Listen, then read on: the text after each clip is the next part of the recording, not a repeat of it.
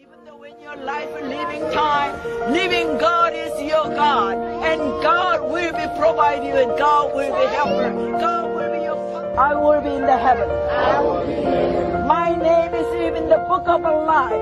My name is in the book of life. Thank you, Jesus. Powerful witness. I want to be a powerful witness.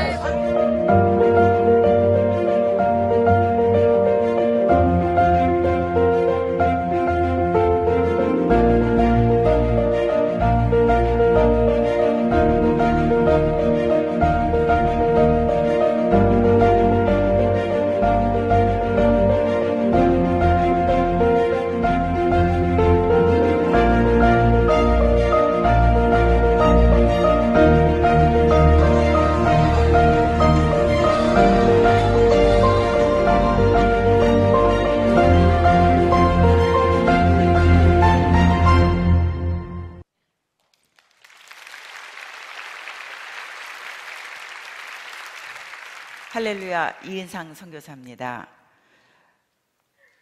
저는 주님께서 너 뭐 하다 왔니? 라는 물음 때문에 그 말씀에 너무 죄송해서 한 걸음씩 한 걸음씩 순종하며 여기까지 따라왔습니다. 제가 너무 부족하고 또 제가 너무나 저의 자신을 바라볼 때는 정말 부끄러운 게 너무 많은데요. 이렇게 설 자격이 없는데 오늘 하나님께서 이 자리에 세워주신 것은 위대하신 우리 예수 그리스도, 지금도 우리 가운데 살아 역사하시는 하나님을 증거하기 위해서 이 자리에 섰습니다. 아멘. 이렇게 제 삶 속에서 또 여러분의 삶 속에서 성경 속에서 하나님께서는 저희들에게 항상 오늘도 하나님은 저희들한테 서프라이즈 해주기를 원하시는 하나님이신 거를 저는 믿습니다. 왜냐하면 창세기에서부터 보면 하나님은 모세나 여호수아나 또 바울, 다윗, 요셉 다 뭐랬냐면 너는 가라, 그리하라. 그래서 그들이 순종했을 때 하나님께서는 홍해가 갈라질 것이다, 그런 말씀 안 하셨어요. 그리고 너 국무총리가 될 것이다, 요셉에게 말씀 안 하셨어요. 그리고 다윗에게도 그렇게 말씀 안 하셨어요. 그러나 하나님께서는 저희가 하나님 앞에 순종할 때 하나님께서는 서프라이즈하고 하나님께서 크고 비밀한 것으로 응답해 주셨습니다. 이 다니엘 기간 동안에 하나님께서 각자에게 하나님이 서프라이즈한 큰 축복과 선물로 기대 가운데 오신 여러분들에게 분명히 응답해 줄 걸 저는 믿습니다. 저는 어렸을 때 우상 숭배를 하는 어머니 밑에서 자랐습니다. 옛날에는 그렇다고 지금 생각해보면 저희 엄마가 완전히 이런 종교에 빠진 게 아니라 그냥 복 받고 싶어서 그냥 샤머니즘 그런 거였던 것 같아요. 그래서 제가 시험 때가 되면 저도 모르게 제 옷에 부적이 붙여 있었고요. 또 제가 어떤 집안에 어떤 오한이 있거나 어려움이 있으면 구슬하고 그랬어요. 그래서 저는 자연스럽게 그것이 하나의 어떤 문화 속에서 자랐으니까 예수님을 저한테 증거하는 분도 없었고, 예수 믿는 사람들이 이상한 종교 집단인가? 공산당 같은 그런 이상한 집단인가? 이렇게 부정적으로 생각을 하면서 자연스럽게 자랐습니다. 그래서 저는 지금도 예수를 안 믿는 분들이 예수 믿는 사람을 괜히 싫어하고 부정적으로 생각하는 걸 누구보다도 잘 이해합니다. 그랬던 제가 주님을 만나게 된 것은, 제가 병이 걸려가지고요, 병원에 가도 병명은 없는데 그렇다고 금방 죽을 병 같지는 아니었는데 제가 너무 몸이 아픈 거예요. 팔다리도 너무 아프고 제 몸에 팔이 붙어 있다는 자체도 너무 힘들고, 그때 제가 일찍 어린 나이에 미국에 가서 부모님을 떨어져서 살게 됐는데요. 그러니까 병명은 없고 병원에서는 약을 줘도 그 약 갖고는 되지를 않고 괴로워하고 힘들어하고 있을 때, 저는 또 그렇게 어렸을 때부터 종교가 없이 자라다 보니까 굉장히 이성적이고 논리적인 사람이었고, 사람이 사람답게 살지 못하면 차라리 짧게 굵게 일찍 죽는 게 낫다, 이런 염세적인 생각을 갖고 있었으니까 아주 현실적이고 아주 세상적이었습니다. 그래서 제가 이렇게 힘들고 몸이 아프니까 또 여러 가지 어려운 환경들이 어려웠기 때문에 차라리 나는 죽는 게 낫겠다, 이렇게 사는 거는 보다는 죽는 게 낫겠다. 그리고 제가 자살을 하려고 수면제를 모으기 시작했어요. 그래서 수면제를 한 병을 모았어요. 그래서 이제 한 병이 모아졌으니까 나는 이걸 먹으면 죽겠구나, 죽을 수 있겠구나. 수면제를 이제 손 안에 이렇게 부었는데요. 그 순간 엄마 얼굴이 떠올랐어요. 저는 엄마를 생각하면 상처가 없고 항상 좋으신 분, 자식들을 위해서 저희 부모님은 최선을 다하신 분들이었기 때문에 그 부모님의 얼굴이 떠올랐는데 차마 그 약을 먹을 수가 없었어요. 타국에 가서 자살을 한 딸, 그거를 평생 동안 담고 사셔야 된다는 것 때문에 도저히 용기가 안 나서 그 약을 버리게 됐고 정말 펑펑 울었어요. 그러나 그 환경에 제가 어찌할 바를 모르고 있을 때 제 가까이에 어떤 젊은 부부가 있으셨는데 한 40 중반쯤 되셨던 것 같아요. 그 부분들이 저한테 정말 잘해 주셨어요. 그래서 저한테 한국 음식도 만들어 주시고 먹으라 오라 그러고 그러면서 잘해 주셨는데 나중에 알고 보니까 그분들이 집사님이셨어요. 그래서 저는 예수 믿는 사람들도 좋은 사람이 있구나, 이렇게 마음문이 열렸어요. 그래서 그분들이 이제 하루는 제가 이렇게 아프고 그러니까 안수기도를 받으신 예배가 있는데 한번 가보지 않겠느냐. 그래서 저는 그래요? 반신반의였어요. 과연 안수기도를 받아서 나실 수 있을까? 막연한 기대의 반, 또 반은 그 집사님들이 너무 잘해줬기 때문에 얻어먹은 게 많아서 미안해서 따라갔어요. 저는 그때 알았어요. 전도하려면 맛있는 걸 많이 대접해야 된다는 걸. 그래서 제가 이제 그 자리에 가게 됐고, 처음 예배를 보는 그 자리에서 저는 꼬다놓은 보릿자루 같았어요. 찬양도 모르고 기도하고 이러는데 얼마나 어색했는지. 오늘 만약에 이 다니엘 기도회에 처음 오신 분들이나 또 처음 예배에 참석하신 분들을, 여러분들을 하나님께서 환영하시고 너무 기뻐하실 줄 믿습니다. 그래서 저는 결론적으로는 안수기도를 받고 병고침을 받았어요. 그래서 예수를 믿게 됐어요. 근데 이제 그분이 권사님이셨어요. 목사님이 아니라 권사님의 안수기도를 받고 제가 병고침을 얻었어요. 근데 권사님께서 저한테 이렇게 어린 사람이 눌린 게 많고 묶인 게 많은가, 불쌍하다 이러시면서 기도를 해주셨는데, 그때는 그 말이 무슨 말인지 몰랐는데 제가 예수를 믿고 성경을 배우다 보니까 영적으로 눌려있고 영적으로 묶인 사람이었어요. 그러니까 그 저의 병은 안수기도와 예수 그리스도의 이름으로 낫을 병이지 의사가 고칠 병이 아니었습니다. 하나님은 저를 그렇게 부르시지 않으면 제가 올 사람이 아니었기 때문에 그런 방법으로 저를 불러주셨습니다. 그래서 이제 교회에 처음 예배를 드리러 나갔는데 너무 어색하잖아요. 근데 앞에서 세 번째 자리에 권사님이 저를 딱 손을 잡고 앉으셔서, 너를 고치신 거는 하나님이고 예수님이지 사람이 아니다. 그러니까 이제 교회에 나와서 예수를 믿었으니까 예수님만 보고 바라보지, 목사도 장로도 권사도 사람을 보지 마라. 사람은 다 죄인이다. 사람을 보면 실망한다. 그 말씀을 저한테 말씀해 주셨는데, 그 말씀이 저의 신비에 새겨져서 평생 동안 여기까지 오는 동안에 그 말씀을 따라왔습니다. 그리고 제가 이렇게 이제 구원을 받고 보니까 우리 부모님이 큰일 났어요. 무당에 쫓아다니시고 부적 붙이고 보살한테 가는 부모님이지 지옥 가면 큰일 날 것 같아요. 그래서 하나님 앞에, 근데 성경에는 너와 너의 가정을 구원해 준다는 약속의 말씀이 있으니까, 하나님 이 말씀을 약속하셨으니까 저희 가정을 구원해 주십시오. 저희 두 부모님과 제 남동생 셋을 다 구원해 주십시오 하고 정말 많은 시간을 금식하고 기도하면서 하나님께서는 약속의 말씀대로 저희 부모님 두 분 다 집사님으로 천국에 가셨고, 저희 남동생 셋은 두 사람은 장로로, 막내 동생은 목사로 주님 앞에 충성하고 있습니다. 하나님께서 100% 구원해 주셨습니다. 오늘 가족을 위해서, 가족의 구원을 위해서 눈물로 기도하시는 분들, 하나님께서 그 약속 꼭 지켜주십니다. 왜냐하면 여러분들의 가족을 위해서 예수 그리스도가 십자가에 못 박혀 돌아가시기 때문입니다. 저희의 원함이기 전에 그것이 하나님의 뜻이기 때문에 저는 100% 구원해 줄 줄 믿습니다. 그렇게 예수님을 열심히 이렇게 신앙생활하면서 따라오는 동안에요, 또 이제 목사님이나 선배님들이 뭐라 그러시냐면, 하나님이 영이시니까 영으로 만나야 된다는 거예요. 그럼 어떻게 영으로 만납니까? 근데 저는 이제 이렇게 순종을 잘하고 이제 예수님이 살아계시다는 걸 분명히 체험을 했기 때문에, 그럼 영이신 하나님 어떻게 만나야 됩니까? 그러니까 성경 공부를 하고 기도를 하고 예배를 나오고 예배 가운데만 이렇게 설명해 주셔서 그대로 순종했어요. 날마다 그렇게 순종하면서 하나님 저 영으로 만나주세요. 하나님 살아계시다면 우리와 똑같은 형상이시라니까 얼굴과 얼굴을 맞대고 살아계신 하나님 좀 만나주세요. 그리고 정말 금식을 하면서 기도를 수년 동안 했습니다. 근데 어느 날 주님께서 꿈으로 만나주셨어요.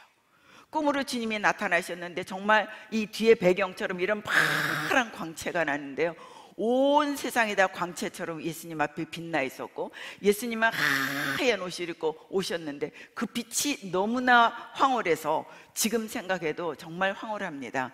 그 예수님이 제가 기도한 그대로 얼굴과 얼굴을 맞대고 이렇게 가까이 만나주시면서 제 손을 두 손을 꼭 잡아주셨어요. 근데 그 촉감이 저희 손하고 똑같은 거예요. 그러시면서 주님께서 나를 믿고 따라라 그러고 말씀하시는데 입을 안 여시고 눈으로만 말씀하시는데 그 예수님의 말씀이 다 전달이 됐어요. 저는 그 예수님을 만나고 나서 제 인생이 변화되기 시작했습니다. 이제는 살아계신 예수님을 친히 만나고 나니까 주님 앞에 죽도록 충성하고 누구보다도 열심히 예수 그리스도를 사랑해야지 하고 제 삶이 변화시게 됐는데, 여러분들 아시죠? 예수님을 사랑하고 예수님 앞에 충성할 수 할수록 고난과 역경이 많다는 거.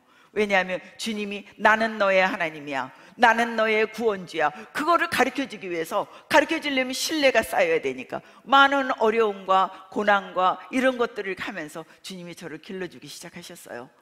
그러면서 제가 그때 나를 믿고 따라라 하는 게 무슨 말씀인지 몰랐는데 주의 종이 그러시는 거예요. 그거는 네가 주의 종의 삶을 살아야 된다는 거다. 저는 믿는 가정이 아니었기 때문에 부르심이 뭔지도 몰랐어요.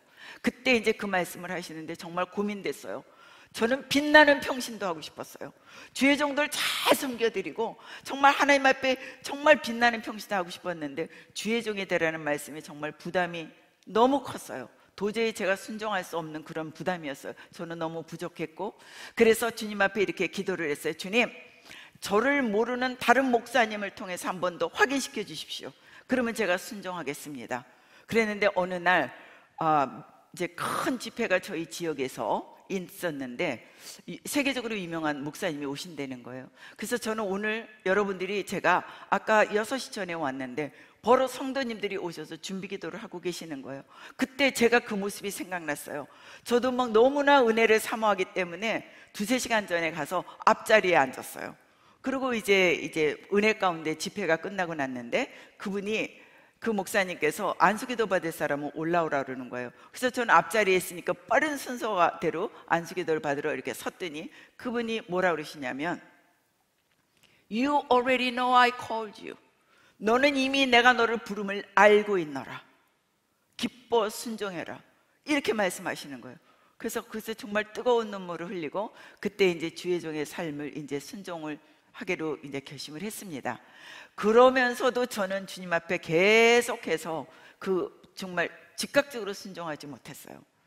그러면서 이제 저는 저희 남편을 하고 결혼하게 됐는데요, 제가 예수 믿으면서 제일 부러워했던 게 모태신앙입니다.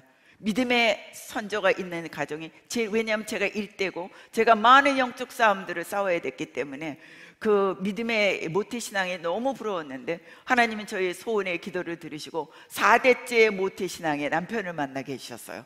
할아버지도 목사, 아버지도 목사, 시아버지도 목사, 그리고 주위에 그 가정에 목사가 20명이 넘으세요. 그래서 너무 제가 이렇게 감사했는데 결혼하고 보니까 모태신앙이 아니라 이것도 못해 저것도 못해 하는 모태신앙이었어요. 배신감이 느껴졌어요. 근데 저는 체험신앙이었기 때문에 뜨거웠잖아요.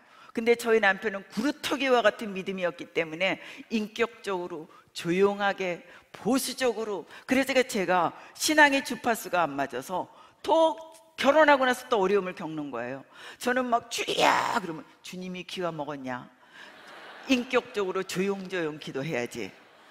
그리고 제가 이제 예배 가서 막 이렇게 손을 들고 그러면 왜 손을 드냐, 제 손을 꼭 잡고 못 들게 하는 거예요. 창피하다고.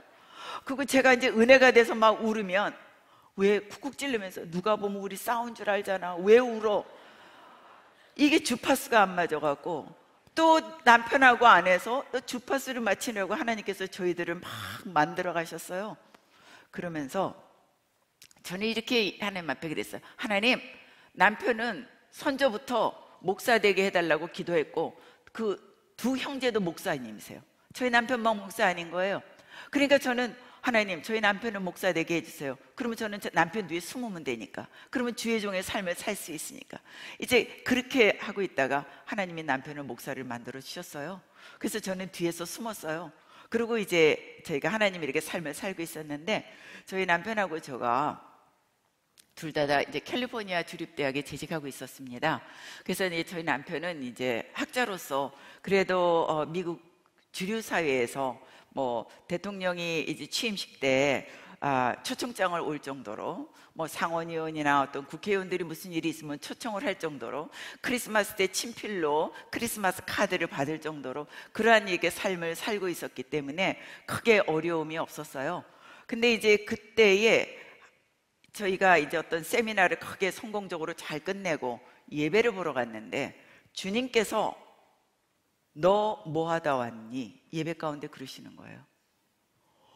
근데 가서 심장이 멎는 것 같았어요.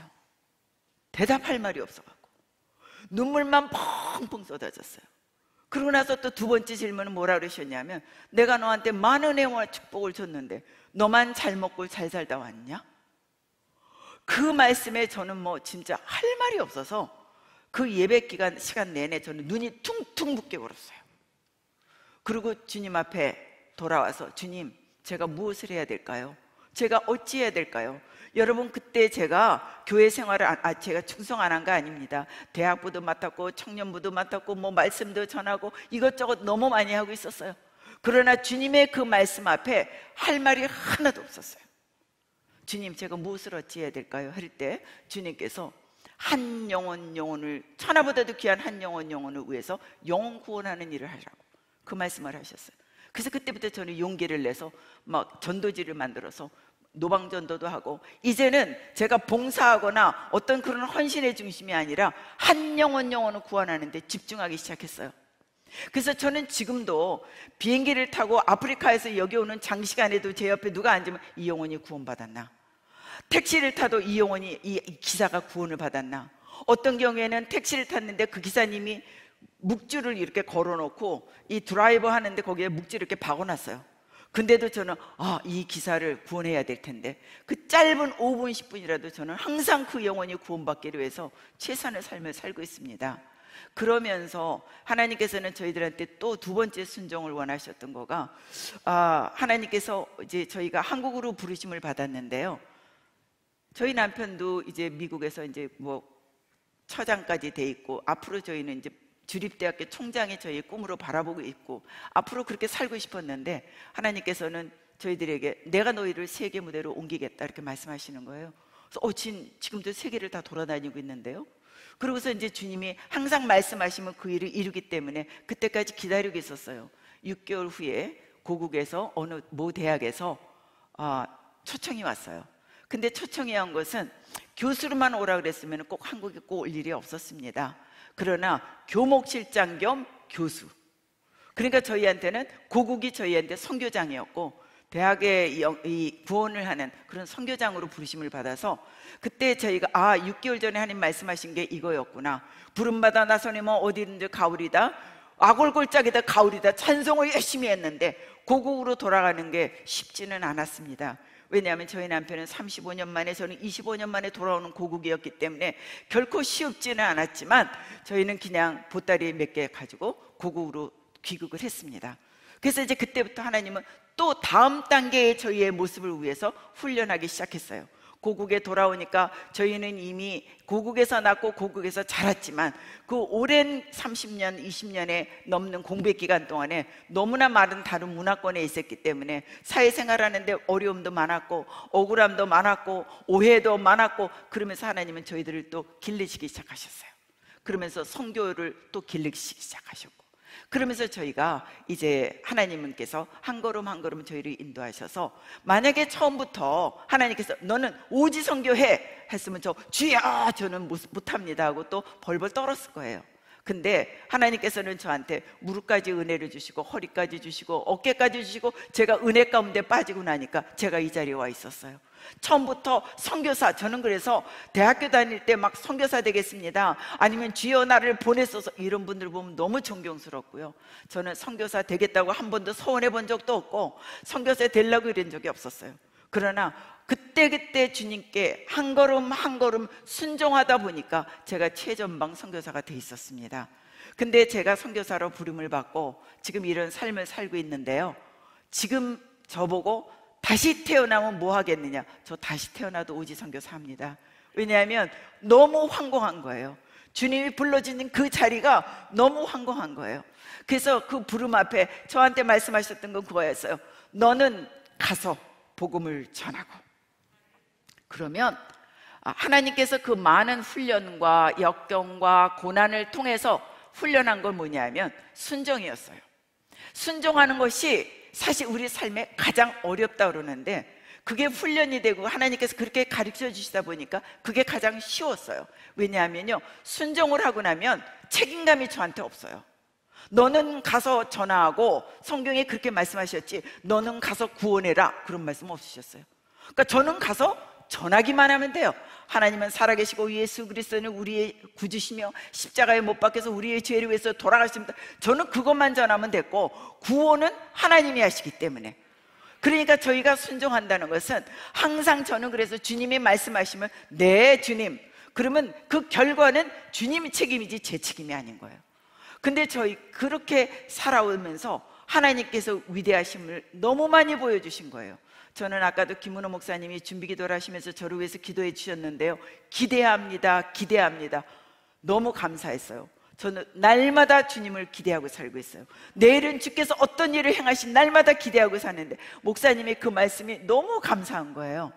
그래서 그렇게 순종하면서 이렇게 살아오면서 저는 오늘 주님께서 오늘도 살아 역사하시고 그 위대하신 주께서 선교 현장에서 저희의 최근 삶 속에서 하신 일들을 증거하기를 원합니다. 선교를 가면은요, 그러니까 저한테 말씀하신 거, 너는 오지로 들어가서 선교사가 없고 아직 교회가 없는 곳에 들어가서 복음을 전하라. 사람들이 그러시죠. 여자가 어떻게 그런 데를 갑니까? 젊은 나이도 아닌데 여러 가지 궁금증들, 질문을 많이 하세요. 근데 저는 그렇게 생각합니다. 여러분, 성령이 임하시면 나이가 상관없습니다. 성령이 임하시면 성별이 상관없습니다. 하나님의 영이 임하셨기 때문에 어린 사무엘도 하나님의 뜻을 받들 수 있었고요, 여호수아도, 청년 여호수아도 하나님 받을 수 있었고, 소년 다윗도 하나님의 말씀을 받을 수 있었고, 85세의 갈렙도 하나님의 말씀을 받을 수 있었습니다. 그래서 저희는 주의 영이 저와 함께 하시기 때문에 어디든지 들어갈 수 있도록 인도해 주셨습니다. 제가 간 것이 아니라 주께서 하셨습니다. 저는 하나님의 일이 무엇이냐, 선교가 무엇이냐고만 본다면 선교를 되게 하는 것이 아니라 성령이 선교를 되게 하십니다. 그래서 제가 한 일이 없어서 저는 오늘 주님만을 자랑하기를 원합니다. 그래서 저는 그냥 가서 복음을 전해요. 주님이 이러신 분입니다 하고 복음을 전하면, 제가 어느 오지를 제가 영상을 잠깐 보여드렸지만, 그런 오지에 들어가서 하나님의 복음을 전할 때 하나님은 항상 예비된 영혼들을 구원하셨습니다. 한 번도 영혼을 구원 안 하신 적이 없으십니다. 그럴 때 또 하나는, 제가 이렇게 예수 그리스도를, 저는 이렇게 병고침을 받고 예수 믿었습니다, 하나님은 전능하십니다, 예수 그리스도의 이름으로 하나님은 병도 치유하십니다, 이렇게 말씀을 증거하면요, 제가 하나님 저 사람 병 낫게 해주세요 그 기도 안 하고 복음을 증거하는 중에 하나님은 병을 낫게 하십니다. 어떤 때는 귀머리도 여십니다. 각양각색의 하나님의 역사를 일어날 때 저는 그 장면을 보고 오 위대하신 주, 오 위대하신 주, 주님을 찬양합니다. 주님, 제가 이 자리에 있는 게 황공무지로서이다 아버지, 그렇게 하면서 따라다니게 하셨습니다. 만약에 제가 한다 그러면 저는 한 발자국도 못했을 겁니다. 내 강도의 위험도 있고요, 벌레의 위험도 있고요, 여러 가지 위험 속에 있지만 하나님이 동행하시고 저에게 저를 훈련시켜 주신 거는요, 죽음은 천국. 제가 자식들에게도 어려운 경우를 많이 다니기 때문에 저희 자식들한테 항상 이번에 엄마가 가서 못 오면 우리 천국에서 만나자, 그렇게 하고 들어간 곳도 몇 군데 있습니다. 그러면 저희들이 안 가면 안 돼요 엄마. 가야 돼. 그러면 저희 아들이 엄마, 저희가 엄마 꼭 돌아오실 수 있도록 기도할게요. 자식이 부모를 걱정을 하는, 부모가 자식을 걱정하는 게 보통인데 저희 자식은 부모를 걱정합니다. 만날 부모가 위험한 가운데 내놓는 그런 모습으로 살고 있기 때문에. 근데 저는 마음속에 하나님의 강하고 담대하신 그리스도의 영이 저와 함께 하기 때문에 저에게 두려움도 없게 하셨고 저를 항상 기쁘게 하셨고 감사하게 하셔서 여기까지 올 수 있었습니다. 아멘. 위대하신 주님을 찬양합니다.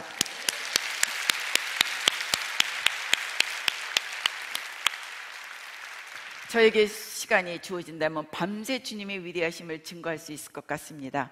그러나 저에게 주어진 시간이 짧기 때문에 최근에 주님께서 하신 일들만 몇 가지만 말씀드리겠습니다. 저는 이 지금 다니엘 기도회가 하나님께서 정말 기뻐하시는 기도회라고 저는 믿습니다. 열방이 연합하여, 교파가 연합하여 하나님 앞에 영광 돌리고 하나님이 기뻐하는 일을 드디어 이루셨습니다. 오륜교회를 통해서. 그래서 너무 감사하고요. 사실 제가 코로나가 되고 나서요, 제가 작년에 이제 코로나 때 이제 한국 들어왔을 때 2월 20일 날 한국에 귀국했습니다. 그때 제가 굉장히 몇 달 동안 몸이 안 좋아서 막 각혈을 해가면서 복음을 전하고 응급실에 실려가고 막 그러면서도 또 나갔다 들어왔을 때입니다. 그때 우리나라에 코로나로 뭐 너무 많은 뭐 난리가 온통이 아니었잖아요. 근데 제가 2월 20일 날 들어왔는데 하나님께서 열방이 연합하여 회개기도 하라고 그러시는 거예요. 주여, 제가 어떻게 열방이 연합하여 회개 기도를 합니까? 제가 무엇을 어찌 해야 됩니까? 그리고 기도하는데 그냥 알겠습니다, 순종하겠습니다. 그러고서는 그냥 제가 그럼 기도문을 적어서 열방에 여러 가지 컨택이 있으니까 그쪽에다 우리 함께 같은 날 같은 시간에 말씀을 같이 회개 기도하겠습니다. 근데 그때 하나님은 코로나를 위해서 살려주세요, 뭐를 경제를 회복해, 그런 기도가 아니라 진정으로 회개하라는 기도를 했어요. 역대하 7장 말씀으로 13절에서 14절 진정으로 회개하면, 그리고 하나님의 얼굴을 구하면 내가 다 고치리라는 그 말씀으로 저는 그래서 하나님 알겠습니다, 무조건 순종하겠습니다. 그리고 순종을 했습니다. 그리고 나서 이제 월요일날 제가 토요일날 말씀을 하셨고 주일날 내내 기도를 했고 월요일날 두 목사님을 만났습니다. 지용우 목사하고 김영표 목사님이라고 교회가 교회되게 예배가 예배되게 그거 작사 작곡가 목사님하고 만나서 이제 식사를 하고 사실은 하나님이 이렇게 회개 기도를 하라 그러는데 기도문을 적어서 보내주면 함께 기도에 동참해 주십사 부탁했더니 그 김영표 목사님이 이렇게 말씀하시는 거예요. 목사님 이거 영상으로 만들면 좋겠습니다. 그래서 제가 나는 영상도 할지도 모르고 나는 어디에도 얼굴을 내보낸 적도 없고 이건 할 시간도 없다. 왜냐하면 그날이 2월 24일이었는데 기도를 빨리 해라, 시간이 없다 이렇게 말씀하셔서 3월 1일부터 3일까지를 날짜를 정해져 있기 때문에 앞으로 닷새밖에 안 남았습니다. 그래서 3.13 회개 기도를 했었는데요. 그래서 이제 그랬더니 자기네가 좋은 자매들이 있는데 지금 창업 준비를 하는데 그 자매들을 통해서 혹시 이걸 도울 수 있을지 모르겠습니다. 그래서 그 자매들한테 연락을 하니까 돕겠다는 거예요. 근데 그 자매들이 창업을 하는데 그래서 제가 함께 기도하겠습니다. 그 창업하는 회사 이름이 뭡니까? 근데 슈브라고 그러는 거예요. 슈브는 히브리어로 회개하다, 돌이키다 그런 말이었어요. 전율이 흘렀어요. 아버지가 이 일을 정말 원하고 계시구나. 그래서 그 슈브 보고 그러면 나 아직 기도문도 안 나왔다. 그러니까 미리 영상이나 이런 걸 준비해 놓으면 내가 기도문이 나오는 대로 보내주겠다. 그리고 그 당시에 중국이 굉장히 심했고 우리나라가 심했고 일본이 심했습니다. 그리고 미국이나 남미 쪽에는 아직 청정지역이었습니다. 그리고 유럽이 이제 심했었습니다. 그래서 일단 저는 막 그 다음날 화요일날 25일날 두문불출하고 하나님 앞에 눈물로 기도했습니다. 주님 3분 안에 영상을 다 어떻게 담습니까? 저는 할 수 없습니다. 주님이 원하시는 걸 말씀해 주십시오. 그리고 이제 기도문이 만들어져서 그게 이제 영상으로 만들어지는데 3일 걸렸습니다. 그리고 저희가 금요일날 영상이 나왔습니다. 27일날. 그래서 28이 이제 마지막 날이잖아요. 그리고 3월 1일부터 시작이 돼서 저는 그 영상을 제가 아는 몇몇 곳에 보내고 중국말, 일본말, 영어로 번역이 돼서 영상에다 더빙을 했습니다. 그리고서는 이제 돌리고 저는 사실 주님의 말씀만, 주님의 뜻만 나타나기를 원했기 때문에 저의 이름을 다 뺐습니다. 단체도 아무것도 안 열리고 주님의 목소리만 선포하시고 주님의 말씀만 증거되기를 원해서 그렇게 했습니다. 그랬더니 하나님께서 놀랍게 일하셨습니다. 국민일보에서 참여하셨고 많은 분들이 참여하셨는데 3일 동안에 110만 뷰가 넘는 영상이 돌아갔습니다. 그리고 많은 교회들이 예배 가운데 그거를 틀고 같이 기도해 주셨습니다. 저는 그때 5일 동안에 준비해서 하나님께 작은 한 사람의 순종이었는데 하나님 그렇게 위대한 일을 일으키셨습니다. 그래서 저는 이 다니엘 기도회를 통해서 제가 이 말씀을 증거하신 것은 하나님의 열방이 연합하여 하나님 앞에 이렇게 부르짖는 다니엘 기도를 정말 기뻐하실 줄 믿고 여기에 모든 참석한 우리 지역교회 성도님들, 참여교회 성도님들에게 하나님의 놀라운 기대의 응답이 있을 줄 저는 확신합니다.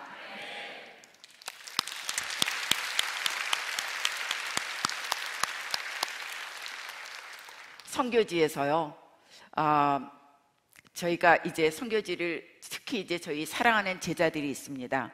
어느 나라라고는 밝히지 못하겠습니다. 거기에서 저희 아까 영상으로 저희 학교 신학교 학생들을 봤는데요. 최근에 너무나 반가운 소식들이 있습니다. 사실은 제가 인간적으로 보면 굉장히 낙심하고 슬퍼하고 힘들어할 시간들을 2년 동안 지내고 있습니다. 2년 전에 저희 남편이 악성 혈액암으로 4개월 만에 돌아가셨습니다. 그때 저는 선교지를 그 아픈 투병하고 있는 남편을 두고도 선교지를 또 나가서 했습니다. 왜냐하면 일정들을 어찌할 수 없기 때문에. 그러나 제가 남편 옆에 이렇게 있으려고 했을 때 저희 남편이 그랬습니다. 여보, 내가 죽고 나서도 당신은 이 일을 계속 지속해야 되니까 나 안 죽고 기다릴 테니까 당신 다녀와. 그래서 정말 뼛속까지 아픈 흐르는 눈물을 갖고 저는 선교지를 2번을 더 나갔습니다. 4개월 동안에 감당해야 될 사명이 있기 때문에. 그래서 이제 근데 선교지에 나가서 기도를 하는데 하나님께서 이렇게 말씀하시는 겁니다. 내가 너가 이렇게까지 충성하니까 살려줄게. 이게 아니라 60일 정도 남았다. 주님 60일 정도 남았다고요? 그리고 제 가족들한테 연락을 했습니다. 주님이 이렇게 말씀하시는데 내가 이 말을 제대로 들었는지 모르겠다. 되어지는 일을 보면 알겠지. 항상 주님이 말씀하시면 저는 되어질 때를 기다리고 주님이 말씀하신 건 꼭 이루셨다는 거 믿고 확신하기 때문에. 그리고 거기서 이제 돌아왔어요. 그러고 나서 저희 남편이 막 투병을 하는데 너무나 멋지게 투병을 하셨습니다. 내가 이 바다난 짧은 시간 동안에 나는 주님 앞에 가기 위해서 준비하겠다. 그리고 가족들과 친지들과 나는 준비하면서 죽겠다. 그리고 암투병, 병원에 어떤 열병이 났기 때문에 병원은 입원해 있었고 계속 39.5도의 열이 떨어지지 않았기 때문에 온몸에 열꽃이 폈고 그래서 그 열 때문에 입원하고 있었지만 항암 치료, 방사선 치료 그런 거 안 하고요. 내가 주님 앞에 준비하면서 가겠다. 그러면서 정말 멋지게 죽음을 준비해 주셨습니다. 그게 많은 위로, 명문안 하는 분들과 저희 유가족들에게 얼마나 큰 위로가 되었고 바로 그 산소망, 우리가 죽어도 영생을 얻고 주님의 천국에서 다시 만난다는 그 소망을 확실하게 하고 저희들 곁을 떠나셨습니다. 근데 곁을 떠나기 전에 또 이제 호스피스 병원에서 이렇게 있을 때 돌아가시기 3일 전에 제가 새벽에 3시쯤 깼습니다. 그때 주님께서 뭐라 그러시냐면 도적같이 곧 갈 거다. 준비하고 기도해라. 그래서 그 말씀을 딱 듣고 보니까 얼마 안 남았구나. 그러고 보니까 진짜 60일이 거의 다 와갔어요. 그래서 이제 또 저희 가족들에게 우리 준비하자. 주님이 이렇게 말씀하신다. 그리고 정말 3일 후에 주님 곁으로 불러가셨습니다. 그래서 저는 죽는 것은 우리는 죽기 위해서 살고 있습니다. 저희는 죽지 않으면 천국에 갈 수 없습니다. 우리는 죽어야지만 주님 곁에 가서 영생을 살 수 있습니다. 근데 저희가 죽고 사는 것이, 저희가 이렇게 코로나 시대에 저희는 코로나가 두려워서 벌벌 떨고 있지 않습니까? 저도 그러면서 순간순간 두려움이 올 때가 있습니다. 근데 저희 남편을 통해서 60일 남았다, 곧 간다, 이걸 보면서 생사화복이 주님 앞에 있는데 죽음도 하나님의 시간에 맞춰서 하나님께서 데려가시는 거구나, 확신이 들었습니다. 그래서 혹시 지금 아파서 병중에 있는 환우분들, 하나님은 기적적으로 고치실 수 있는 분입니다. 그러나 주의 뜻이 주님 곁으로 불러가신 거라면 저희는 감사함으로 갈 수 있습니다. 왜냐하면 주님께서 예정한 시간에 주님 뜻 가운데 가기 때문입니다. 그냥 우리는 교통사고로 죽었다, 뭐로 죽었다, 우리는 그렇게 얘기하시지만 아니요, 주님의 정확한 계획 가운데, 섭리 가운데 있다고 저는 믿습니다. 그랬는데 제가 7월 8월 동안에, 이번 7, 8월 동안에 굉장히 어려움이 있었습니다. 왜냐하면 올해 저희 아버지도 이제 나이 연세가 드셔서 돌아가셨는데 코로나 때문에 제가 가뵙지를 못하고 장례를 볼 수가 없었습니다. 그게 저희 마음속에 굉장히 슬픔으로 남아있는데 7월 달에 저희 아들이 오진이로 인하여 코로나인데 코로나가 아닌 줄 알고 집에서 그냥 투병하다가 나중에는 폐가 허여져서 정말 격해를 나오고 병원에 입원해서 격리하는 일이 됐습니다. 그런데 그 와중에 저희 제자들은 다 코로나가 걸려서 저희 사랑하는 제자, 여자 제자 하나, 남자 제자 하나가 코로나로 또 주님 곁으로 갔습니다. 그 와중에 8월 17일 날 저희 남동생이 5년 동안 암투병을 하다가 주님 곁으로 갔습니다. 인간적으로 보면은 저는 한없이 슬프고 낙심할 수 있고 뭐라고 어떻게 표현할 수 없는, 물론 아무리 제가 믿음 있고 주님을 섬긴다 해도 저한테 오는 그 육신적인, 우리가 아무리 믿음이 좋아도 밥 안 먹으면 배고픈 것처럼 저에게는 한꺼번에 그런 슬픔들이 찾아왔습니다. 그러나 그때 저는 하나님 앞에 모든 것이 주님의 계획 가운데 있다, 모든 것이 주님의 다스림 가운데 있다 라는 말씀을 다시 한번 선포하면서 주님 감사합니다. 그들이 오히려 주님께서 평안하게 있게 하심을 감사합니다. 언젠간 천국에서 다시 만날 것을 믿기에 감사합니다 하고 이겨낼 수 있었고, 저의 삶을 지금 이렇게 더 꿋꿋하게 살아가고 있습니다. 제가 하나님 앞에 정말 이 시대에, 이 코로나 시대에 하나님께서 아마 저에게 이런 말씀을 증거하기 위해서 여러분 앞에 세웠는지도 모르겠습니다. 여러분, 코로나 위드 코로나입니다. 그러나 위드 코로나를 통해서 하나님은 크게 역사하시고 계시고 오히려 저희의 삶을 다스리고 계시다는 걸 저는 믿습니다. 그래서 우리는 그것 때문에 두려워할 것이 아니라 코로나를 이기고 오히려 주님의 오심을 준비하기 위해서 이 코로나를 주셨다고 저는 믿습니다. 왜냐하면 주님이 오실 때는 더 점점 어려운 세대가 오고 있는데 앞으로 이거보다 더 어려운 세대가 올 수도 있습니다. 그리고 우리는 믿음을 지키기 위해서 생명을 내놓고 싸워야 될 시대가 올 수도 있습니다. 그럴 때 주님께서는 너의 죽고 사는 것이 다 나의 다스림 속에 있고 모든 세상에 다 나의 다스림 속에 있다는 그런 확신을 주셨습니다. 제가 여러분들한테 그 하나님의 뜻을 제대로 전달하는지 모르겠습니다. 여러분, 우리는 그것 때문에 두려워할 게 아니라 내 옆에 있는 한 영혼이 지옥 가는 걸 더 두려워하실 수 있으면 좋겠습니다. 그래서 저희 제자들이 다 아픈 거예요. 2명이나 천국에 갔는데 제 사랑하는 제자들이 다 아픈데 제가 어찌할 수가 없어요. 그들에게 약이 필요했고 그들에게 많은 것들이 필요했습니다. 그래서 하나님 앞에 그런 많은 일들을 주께서 이루어 주셨는데 다행히 지금까지 저희 제자들이 더 이상 사망자가 없이 하나님께서 지켜주고 계십니다.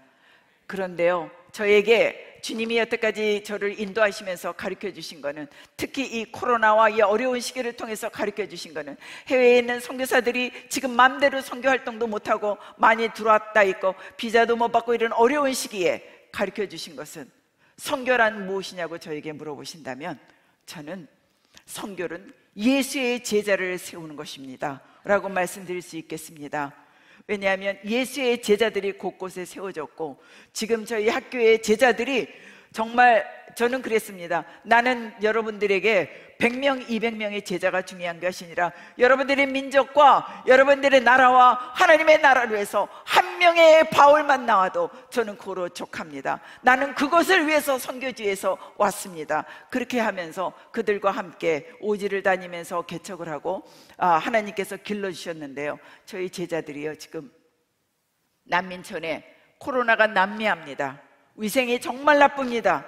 근데 저희 제자들이 보통 코로나를 2번씩 3번씩 걸렸습니다. 그런데도 그 자리에 또 들어갑니다. 들어가서 그들을 구제하고 그들에게 말씀을 전하고 세례를 주고 하나님의 영혼의 구원하심에 참여하고 있습니다. 저는 그 제자가 몸이 아직 성치 않은데도 한 일주일만 있다가 더 들어가면 어떨까 할 때에 그 제자들이 저 모르게 먼저 들어간 거예요. 일주일만 더 있다 들어가자 했는데, 그때 제가 너무나 감동이 됐고 고마웠고 자랑스럽고 주님의 위대하심을 봤습니다. 하나님의 영이 함께하는 저희 제자들에게, 그들에게 죽음과 코로나가 아무것도 아니라는 것을 그들이 삶으로 보여주고 있기 때문입니다. 또 어떤 제자는 바닷가에 제가 4년 전에 들어가서 아주 북단의 아주 위험한 지역이었는데 그곳에 들어가서 개척을 하고 왔는데요, 그곳은 바닷가였습니다. 그래서 복음을 전하고 하나님이 영혼을 주수하시고 바닷가에 나가서 파도가 막 넘치고 들어갔다 나왔다 하면서 세례를 주고 나온 그 지역에 그 제자가 얼마나 복음을 열심히 전하는지요. 그 제자도 코로나에 3번씩 걸려서 몸이 완전히 뼈만 남았는데도 얼마 최근에 바닷가에서 세례를 주면서 성도를 갖다가, 그 여러분들 예수 믿지 않는 그런 나라에서요, 그런 시골, 그런 어려운 곳에서 91명이 성도가 되었습니다. 4년 만에. 할렐루야. 모든 영광 주님 앞에 올려드립니다. 그 제자는 동네에 가서 말씀을 전할 때, 네가 감히 우리 동네에 와서 어떻게 예수의 복음을 전해? 굉장히 예수를 반대하는 나라기 때문에. 근데 예수를 전하는데 정말 야자수 같은 칼을 갖고 쫓아오는 거예요. 죽인다고. 네가 감히 어떻게 우리 동네에 들어와서. 그런데 그 제자가 순간, 주님 어떻게 할까요? 도망갈까? 아니면 장대를 들고 싸울까? 뭐 이렇게 하고 있을 때 하나님께 그 제자가, 전쟁은 여호와께 속한 것인지 하나님 싸워주시옵소서. 그리고 움직이지 않고 끝까지 복음을 전했는데, 그 칼 갖고 쫓아오던 사람이 저희 제자의 발 앞에서 꼬꾸라졌습니다. 아마도 천사께서 반지를 거신 것 같습니다. 그 사건을 통해서 그 사람은 도망가고 그 마을에 2명이 구원을 얻었습니다. 또 한 제자는 여자 제자인데요, 정말 예수님을 사랑하고 기도 많이 하고 열심히 공부하는 제자입니다. 그 제자가 스님을 15년 동안 스님 되신 분을 전도를 해서 구원을 얻었습니다. 그리고 저희 학교에 제자가 되었습니다. 그랬는데 그 제자가 최근에, 제가 이제 최근에 또 우리가 줌미로 미팅하고 다 했는데요, 그 제자의 동생도 스님이었습니다. 근데 그 동생을 또 복음을 전해서 동생 스님이 구원을 얻었습니다. 그래서 저희의 대학원 제자한테 지금 제자 훈련을 받고 있습니다. 근데 또 그 자기를 가리킨 선생님 스님에게 20년 된 스님이셨는데 복음을 전해서 그 스님이 또 구원을 얻었습니다.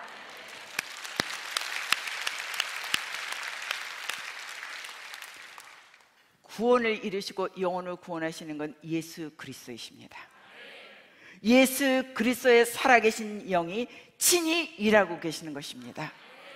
여러분, 우리가 전도할 때 낙심하지 마시고요, 내가 구원하려고 그러는 게 아니라 주님이 하십니다. 그러한 일들이 지금 선교지에서 벌어지고 있습니다. 제가 선교지를 다니면서 저거 끝까지 제가 주님을 신뢰하는 것은, 저는 어떤 상황에서도 정말 저희 아이가 죽을 수도 있었고 저희가 이렇게 사랑하는 자들이 한꺼번에 다 주님 곁으로 가도 저는 주님을 신뢰합니다. 어떤 상황에서도 저는 주님을 신뢰하고 기대합니다. 그 주님께서 또 이제 제가 저희 남편하고 같이 이제 아프리카에 들어가서 말씀을 전하러 들어갔는데요, 정말 거기가 깜깜한 절벽에 꼬불꼬불 몇천고지를 가야 되는 거예요. 깜깜한데 비가 부슬부슬 내려옵니다. 그래서 거기를 이제 찾아 들어가는데 어디까지 가니까 차에서 비춰도 앞이 안 보여요. 그래서 앞을 이렇게 차에서 내려서 불을 이렇게 비춰보니까 앞에가 절벽이에요. 절벽이기 때문에 아무것도 안 보였던 거예요.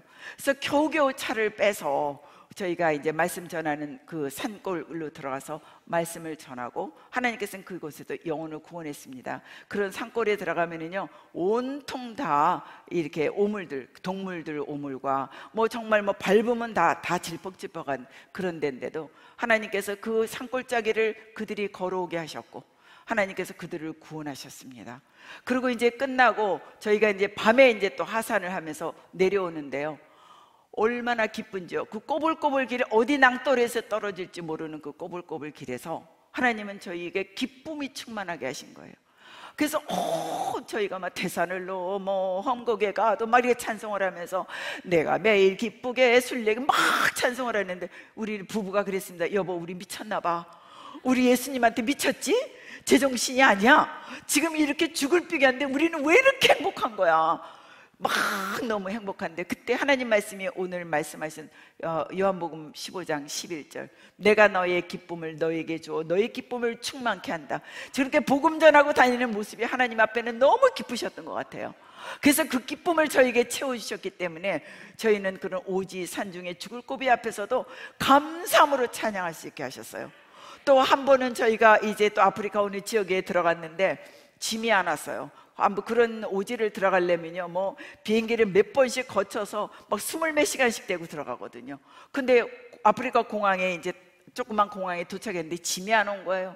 짐이 안 오는데 저희는 먹을 것서부터 저희의 비상약서부터 모든 게 다 들어있는데, 그 상황에서 저희는 이제 할 수 없이 저희는 목적대로 떠나야 됐고 국경을 넘었어야 되니까, 그때도 하나님께서요 넘치는 기쁨을 주셨어요.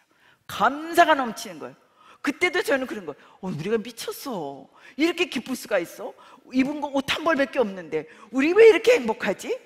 그때 주님께서는 그걸 알게 하셨어요. 주님 한 분만으로 족합니다 하는 고백을 하게 하셨습니다.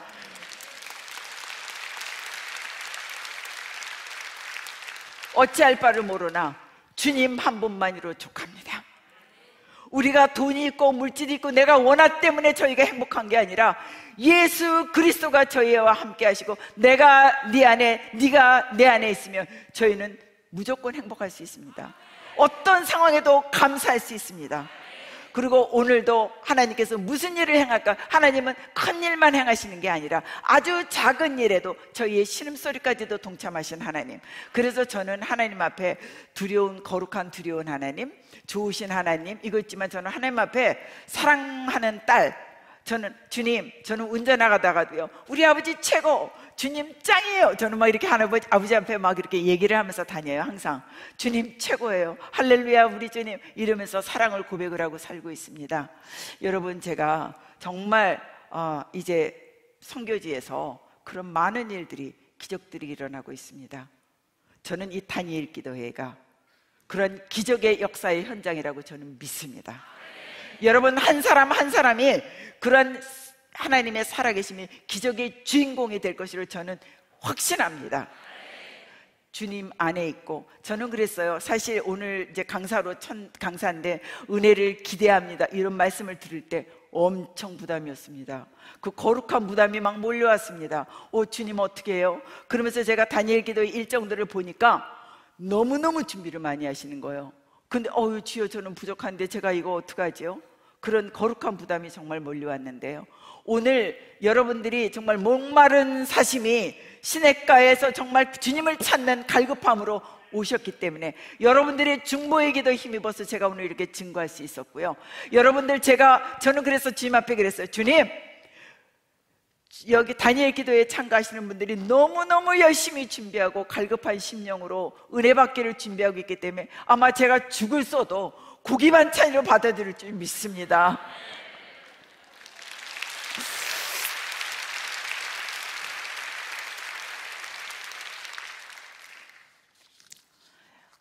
저는 주님을, 여러분들 안에, 제 안에 오늘 역사하시는 주님을 기대합니다.